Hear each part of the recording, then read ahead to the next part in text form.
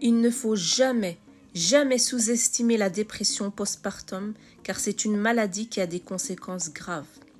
Beaucoup minimisent les symptômes en rappelant à la personne malade que ce n'est qu'une petite déprime ou une affaire d'hormones féminines qui va sûrement passer. Non, ce sont de profondes souffrances vécues par toutes ces femmes.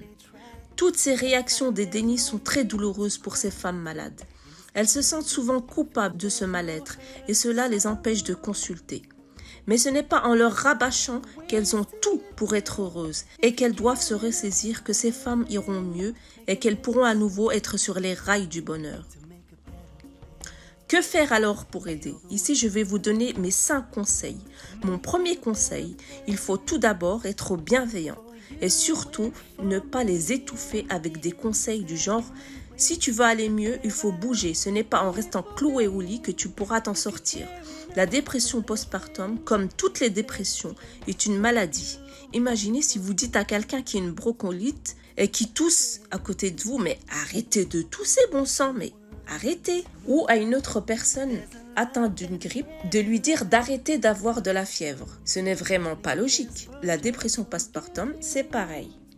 Mon deuxième conseil, il faut rassurer la personne malade en lui rappelant que ce n'est absolument pas de sa faute si elle est dans cet état.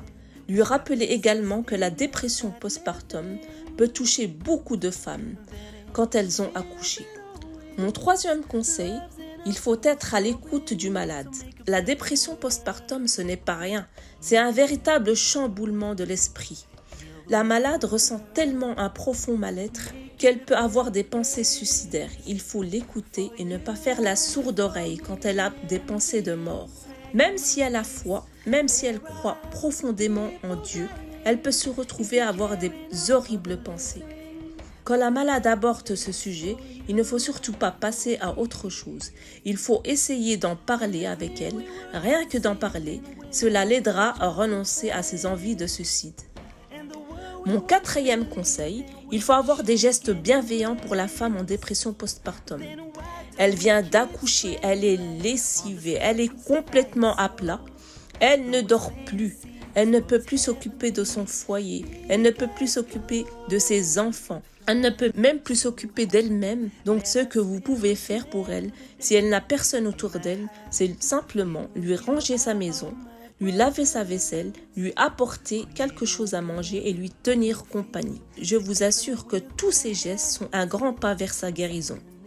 Une personne en dépression postpartum est très sensible aux offres d'aide et à chaque petite attention que vous lui accorderez.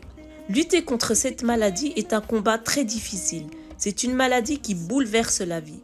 On se retrouve souvent démuni. Chaque chose, si petite soit-elle, semble insurmontable. Préparer un biberon, faire le lit, faire la serpillière. Néanmoins, toutes ces difficultés ne doivent pas être confondues avec des caprices. Prenez conscience que ces femmes malades ne le font pas exprès. Il est donc primordial de féliciter chaque geste, minime soit-il, que la malade pourrait réaliser. Encore une fois, la féliciter, l'encourager l'aidera un peu plus à sortir de ce gouffre.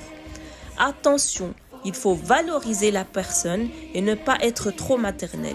Cette personne pourrait se sentir dévalorisée et penser qu'on l'infantilise et qu'elle n'est bonne à rien. Mon cinquième et dernier conseil, il faut être patient.